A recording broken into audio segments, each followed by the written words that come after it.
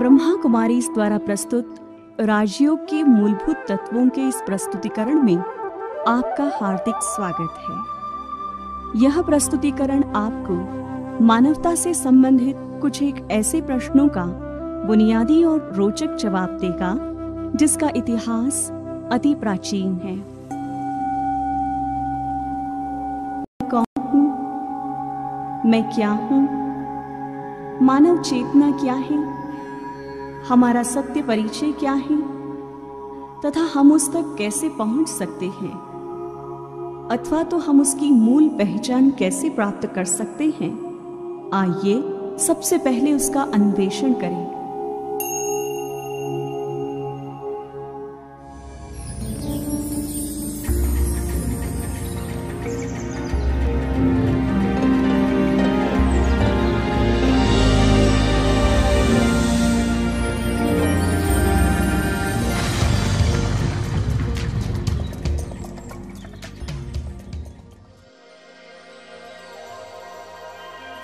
जब कोई व्यक्ति दर्पण में स्वयं को देखता है तो सामान्यतः वो अपना ही प्रतिबिंब देखता है।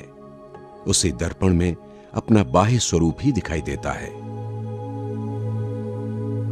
वास्तव में हम जीवन पर्यंत जो कुछ देखते हैं आवश्यक नहीं कि वो संपूर्ण सत्य ही हो। स्वयं को संपूर्ण रीति समझने के लिए अपने अंदर झांकने की जरूरत है। विश्व की समस्त धर्मसत्ताओं का यह मानना है कि मनुष्य का निर्माण दो चीजों से मिलकर हुआ है, प्रकृति और पुरुष। प्रकृति को तो इन आंखों से देखा जा सकता है, परंतु पुरुष अर्थात आत्मा एक अदृश्य सत्ता है जिसे न तो स्थूल नेत्रों द्वारा देखा जा सकता है और न ही किसी के पास इसका संपूर्ण और यथार्थ ज्ञान ही है। राजयोग के अंतर्गत आत्मा को एक अति सूक्ष्म ज्योतिर्बिंदु के रूप में दर्शाया गया है, जो इस देह को चलाने वाली एक चैतन्य सत्ता है। हमारे जीवन में अधिकांश समस्याएं इसलिए उत्पन्न होती हैं क्योंकि हम खुद के वास्तविक स्वरूप को भूल चुके हैं तथा पूर्ण रूपेण इस बाह्य जगत में लिप्त हो चुके हैं। एक ऐसी दुनिया में जो मात्र एक प्रतिबिंब या मृग तृष्णा के समान है, जिसका कोई यथार्थ अस्तित्व नहीं है। जैसे ही हमें स्वयं की वास्तविक पहचान मिलती है, दूसरों के प्रति हमारा दृष्टिकोण खुद ब खुद बदल जाता है।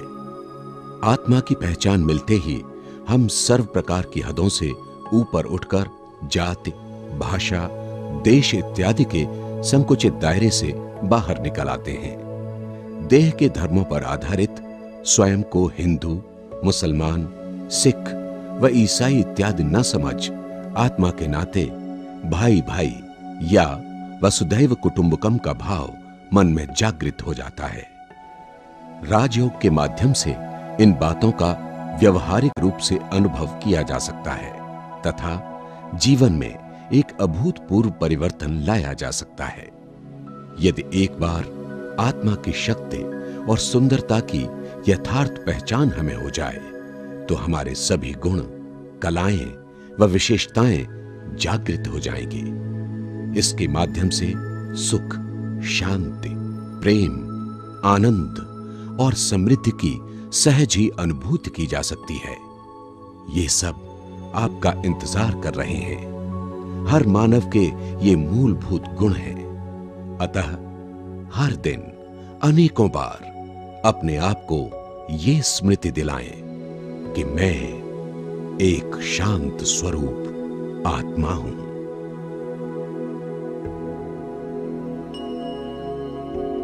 अब तक यह बात तो स्पष्ट हो चुकी है कि हम सब आत्माएं हैं। प्रत्येक उत्तर अनेकानेक नए प्रश्नों को जन्म देता है। हम जानते हैं कि हम एक शुद्ध, शांत और अविनाशी आत्मा है, परंतु प्रश्न उठता है कि हम आत्माएं आती कहां से है तथा पुनः जब यह विश्व नाटक पूरा होगा तो जाएगी कहां? आखिर हमारे अस्तित्व की निरंतरता का रहस्य क्या है?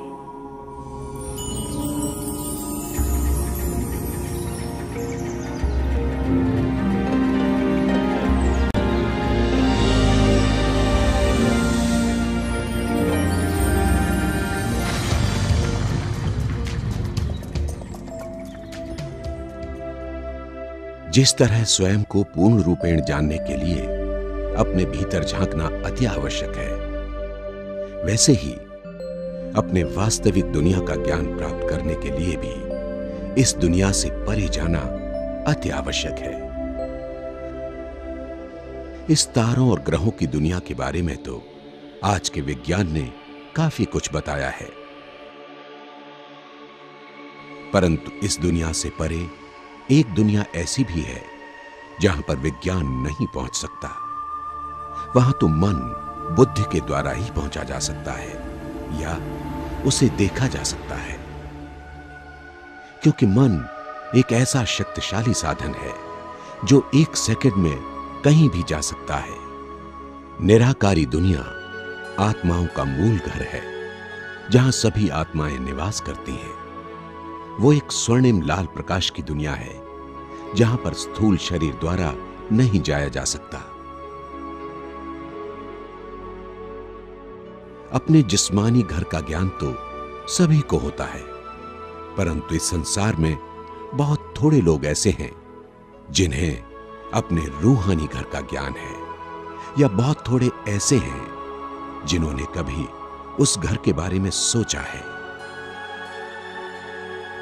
एक बार बुद्धि जिस चीज को समझ लेती है, मन उसकी अनुभूति सहज ही करने लगता है। जैसे ही हमें इस सत्य का बोध हो जाता है कि आत्माओं की दुनिया एक गहन शांति की दुनिया है, तो हम जब भी चाहें क्षण भर में वहां पहुंच सकते हैं। राजयोग कोई कठिन प्रक्रिया नहीं है, बल्कि अति सरल है। ये तो मात्र स्मृति की बात है। जब हम अपने मूल वतन में थे तो हम कितनी गहन शांति की अवस्था में थे। ये स्मृति ही योग है। आत्मा अपने मूल स्वरूप में एक ऊर्जा, एक ज्योति कण है, तथा इस स्वरूप में गहन शांति है। यदि इस अवस्था के बारे में हम विचार करें तो इस देह में होते हुए भी उस गहन शांति की अनुभूति कर सकते हैं। अंतरिक्ष यात्री प्रायः अंतरिक्ष की शांति के विषय में चर्चा करते हैं, परंतु उस निराकारी दुनिया की शांति तो उससे कहीं अधिक और आनंददायी है। हम जब चाहें उस शांति की दुनिया की यात्रा कर स्वयं को अथाह शांति से भरपूर कर सकते हैं। बस सदैव यही स्मृति रहे कि हम आत्माओं का घर सुनहरे लाल रंग का है, जहां सर्वत्र शांति ही शांति है।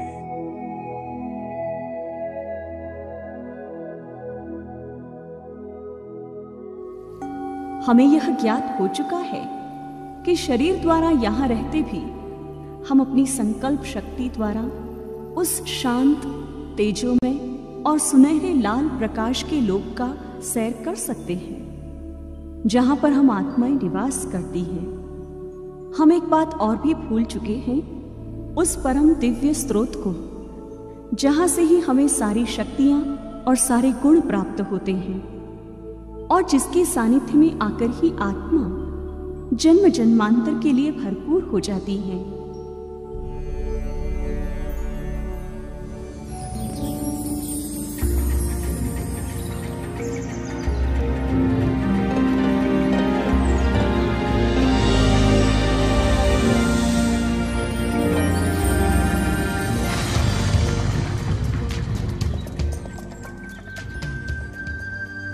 तुम मुझे कई नामों से पुकारते हो, गॉड, परमात्मा, जेहोवा, अल्लाह, शिव, शंताई। तुमने चर्च, गुरुद्वारे, मंदिर, मस्जिद और मूर्तियां बनाई। मेरे नाम पर कितने युद्ध किए तथा मुझ पर कितनी बलियां चढ़ाई।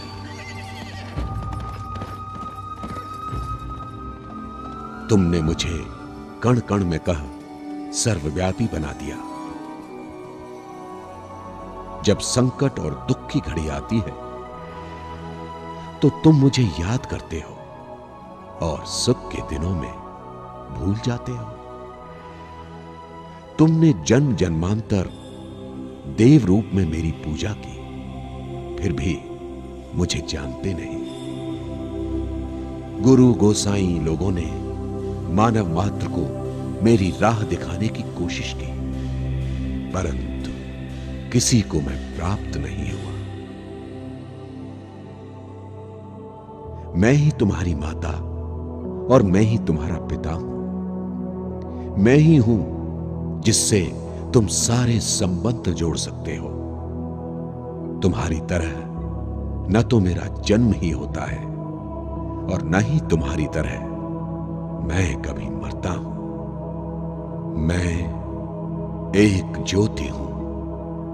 मेरा स्वरूप अति सूक्ष्म बिंदु के समान है, जिसे स्थूल नेत्रों से नहीं देखा जा सकता। तुम सब भी मेरी तरह ही अति सूक्ष्म ज्योति बिंदु हो। मेरा धाम शांति धाम है, जहां सर्वत्र शांति ही शांति है। एक समय तुम सब भी उसी सुनहरी दुनिया में मेरे साथ निवास करते थे। फिर वहां से आकर इस स्थूल दुनिया में शरीर धारण किया। तत्पश्चात तुम्हारी जीवन कहानी प्रारंभ हुई। समय के बीतने के साथ साथ तुम मुझे और अपने घर को भूल गए। मैं पुनः आया हूं तुम्हें समय के महत्व और रहस्य को बतलाने के लिए। मैं पुनः अवतरित हुआ हूं तुम्हें वो सब कुछ याद दिलाने के लिए जिसे तुम भूल चुके हो। मैं पुनः आया हूं तुम्हें प्रेम, शांति और शक्ति से भरपूर करने। याद करो, याद करो।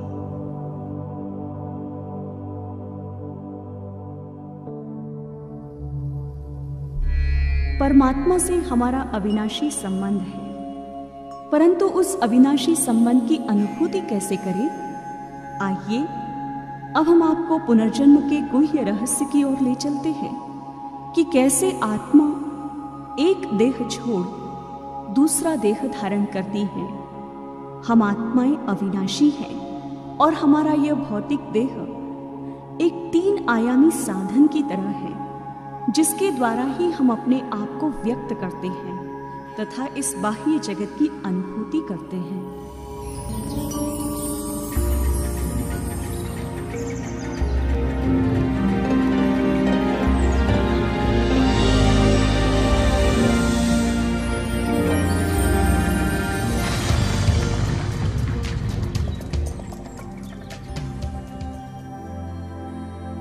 मनुष्य जीवन अनेकानेक अनुभवों से भरा पड़ा है, फिर भी हमारे सामने बहुत सारे नए और रहस्यात्मक प्रश्न समय प्रति समय उपस्थित होते रहते हैं। पुनर्जन्म के माध्यम से इस तरह के बहुत सारे अनसुलझे रहस्य सुलझ जाते हैं।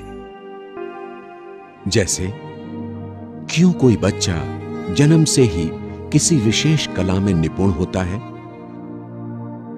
या क्यों किसी व्यक्ति विशेष को देखने से ऐसा लगता है कि हमारी इनसे कोई पहले की पहचान है।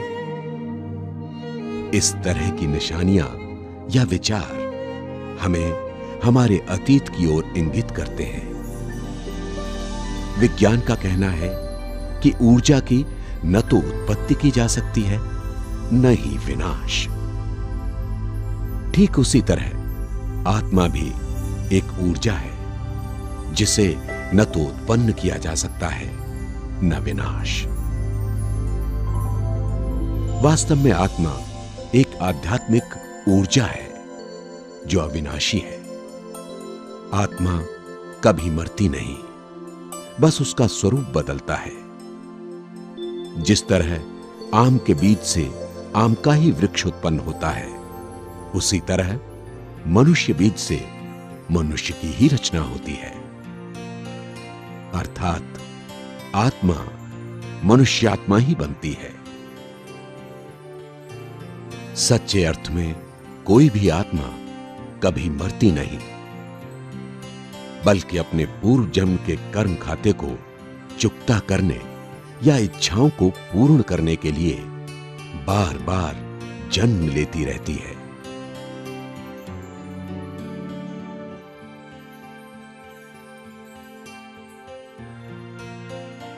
पुनर्जन्म की अवधारणा वर्तमान क्रियाकलापों को परिवर्तन करने और जो कुछ बीत चुका है उसे सहज स्वीकार करने की शक्ति देता है। मानसिक संकीर्णता को तोड़ हमें स्वतंत्रता और विशाल दृष्टिकोण प्रदान करता है। सदैव ध्यान रखें, न कभी कोई मरा है, न ही मरेगा। हर एक नया किरदार निभाने के लिए मात्र अपना चोला परिवर्तन करता है।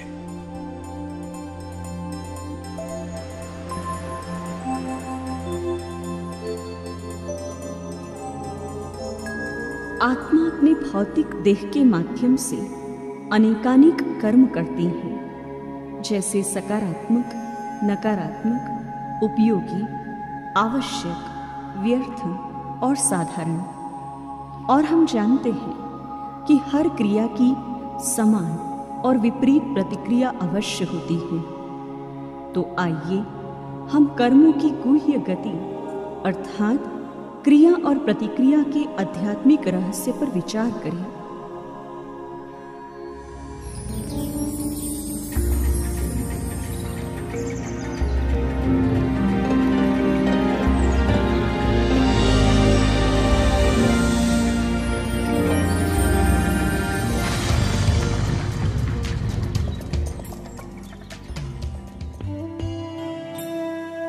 आज की विचारधारा के अनुसार मनुष्य अपने दुर्भाग्य का दोषारोपण दूसरे पर करता है।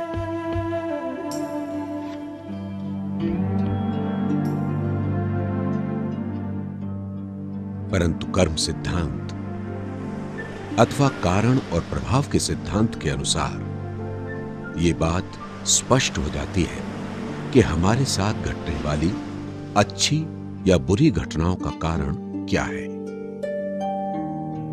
तथा अपने जीवन को श्रेष्ठ और निर्विघ्न बनाने के लिए हम क्या कर सकते हैं।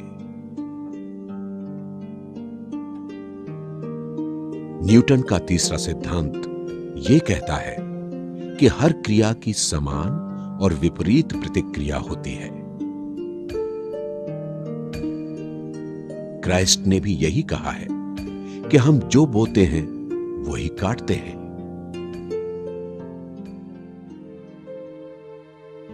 यदि हम औरों के लिए कुछ बुरा करते हैं तो निश्चित रूप से एक दिन वही कर्म हम पर भी नकारात्मक रूप से कार्य करता है। अच्छे कर्मों का परिणाम भी अच्छा ही होता है तथा बुरे का बुरा।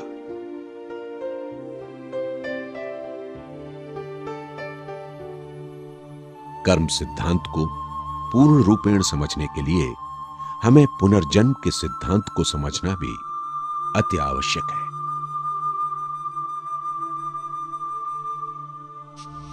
इस जन्म के अच्छे या बुरे कर्म निश्चित रूप से दूसरे जन्म में हमारे साथ जाते हैं।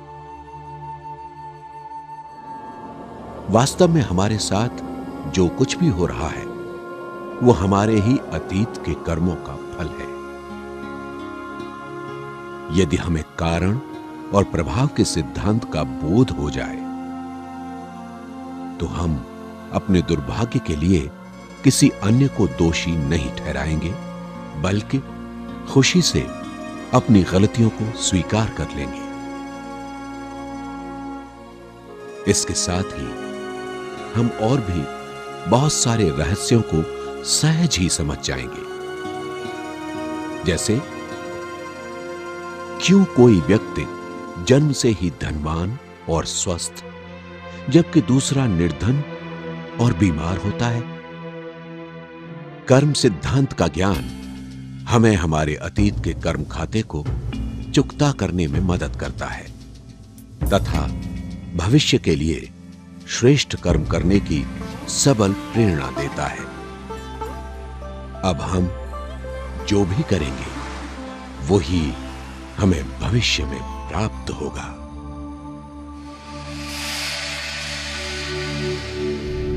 स्वाभाविक रूप से जब हमारे साथ कोई अच्छी घटना घटती है तो हम प्रसन्न होते हैं, परंतु अपने साथ घटने वाली बुरी घटनाओं को हम कैसे बदलें? राजयोग हमें इसका ही ज्ञान देता है कि कैसे राजयोग के माध्यम से अपने अंदर कुछ एक विशिष्ट शक्तियों को धारण कर अपने कर्मों में परिवर्तन लाएं। कर्म का परिवर्तन ही हमारे भाग्य का परिवर्तन है।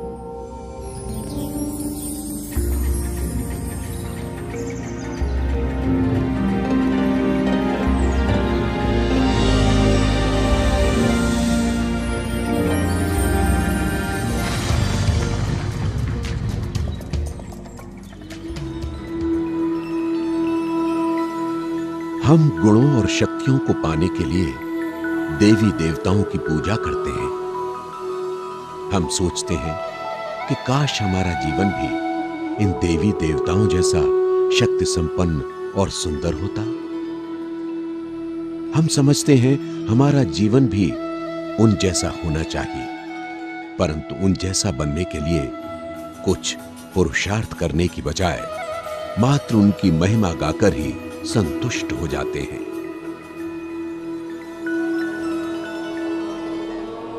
परंतु राजयोग के माध्यम से हमारी खोई हुई सारी शक्तियां सहज ही प्राप्त हो जाती हैं।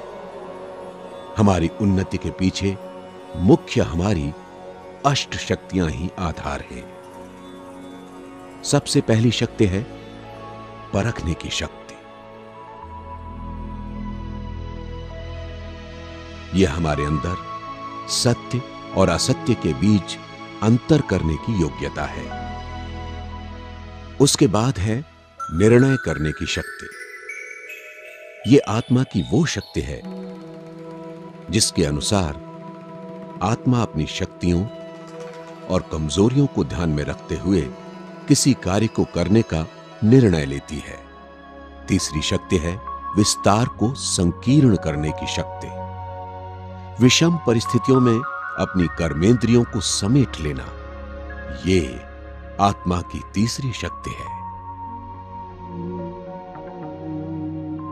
चौथी शक्ति है सहन शक्ति। परिस्थितियां मनुष्य से उसकी सारी खुशी छीन लेती हैं तथा उसके जीवन में गम का अंधकार भर देती हैं, परंतु अपनी सहन शक्ति के बल से मानव परिस्थितियों को खेल बना देता है और दुख को भी सुख में बदल देता है। पांचवी शक्ति है सामना करने की शक्ति।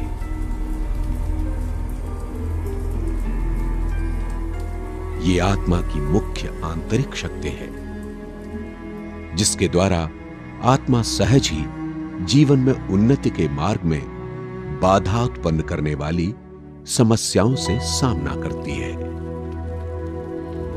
जीवन के उतार चढ़ाव से डरने की अपेक्षा उसका साहस और धैर्यता से मुकाबला करती है।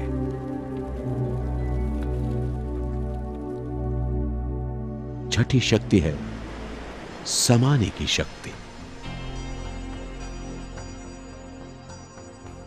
ये वो शक्ति है जिसके द्वारा आत्मा सभी की कमी कमजोरियों को सागर के समान स्वयं में समा लेती है।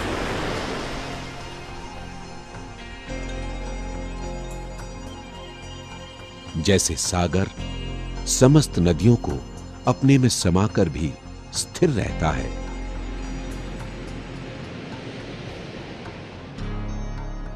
वैसे ही आत्मा भी दूसरों के अवगुणों को समाकर शांत और शुभ चिंतक बनी रहती है। सातवीं शक्ति है समेटने की शक्ति।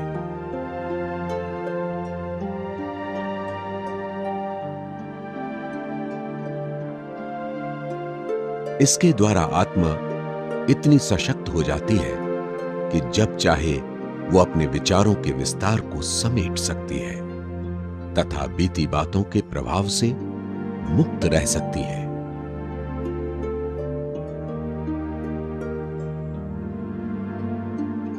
तथा उसे भूलने की शक्ति आ जाती है।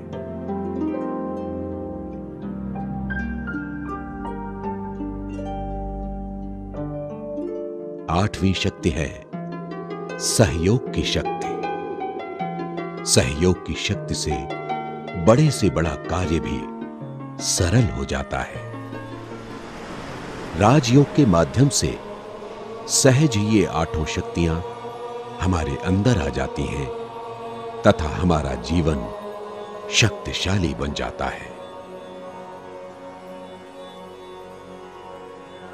परमात्मा ने हमें जो शक्तियां सृष्टि के प्रारंभ में दी थी, वो समस्त शक्तियां पुनः राजयोग से प्राप्त हो सकती हैं।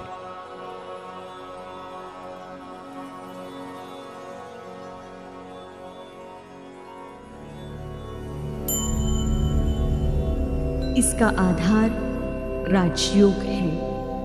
यह जागृत आत्मा और परमात्मा के बीच का एक सुंदर, सहज, सूक्ष्म और शक्तिशाली संबंध है। राजयोग के माध्यम से हम पाप कर्म करने से बच जाते हैं। तो आइए अब इस रूहानी यात्रा अर्थात ईश्वरीय याद की यात्रा का आनंद लें।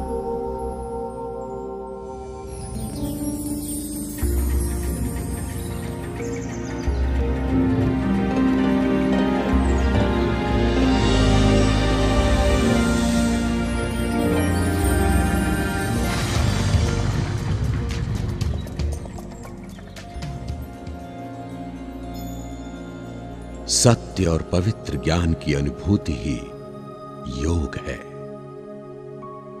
मैं एक आत्मा हूं, अति सूक्ष्म ज्योति बिंदु हूं तथा मुझ आत्मा का पिता भी मुझ जैसा ही है, परंतु वो परम और अनंत है।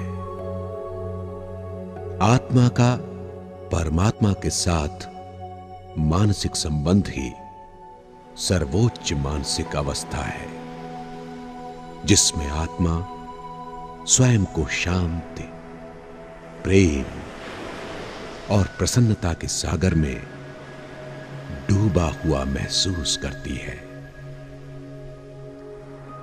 योग शब्द सुनने से ऐसा लगता है कि ये शायद कोई बहुत ही कठिन प्रक्रिया होगी, परंतु नहीं। योग का सीधा सा अर्थ याद है। आत्मा अपने पिता परमात्मा को सच्चे मन से याद करे, यही योग है। यदि हर मनुष्य अपने अंदर गहराई से झांक कर देखे तो वो अनुभव करेगा कि उसके अंदर अपने वास्तविक घर की तथा ईश्वरीय गहन शांति के चिन्ह विद्यमान है। योग का एक अर्थ होता है उस परम अनुभूति को याद करना जब हम अपने मूल स्वरूप अर्थात निराकारी दुनिया में सिर्फ आत्म रूप में थे, तो हम कैसा अनुभव करते थे। उस अनुभूति को इस देह में होते भी पुनः अनुभव करना, इन सभी गहरे अनुभवों का आधार ज्ञान है। ज्ञान अर्थात समझ, जो हमें इस दुनिया की हदों से पार ले जाता है। सुख और शांति हम सबका जन्म सिद्ध अधिकार है और इसे प्राप्त करने का हम सभी को प्रयास करना चाहिए। राजयोग के माध्यम से हम अपनी खोई हुई शक्तियों और गुणों को पुनः प्राप्त कर सकते हैं। राजयोग एक अति सरल प्रक्रिया है जिसे आसानी से सीखा जा सकता है, परंतु इसमें थोड़ा समय अवश्य लगता है। सभी इच्छुक भाई बहनों को ये सेवा केंद्र निःशुल्क राजयोग पाठ्यक्रम प्रदान करता है। धन्यवाद।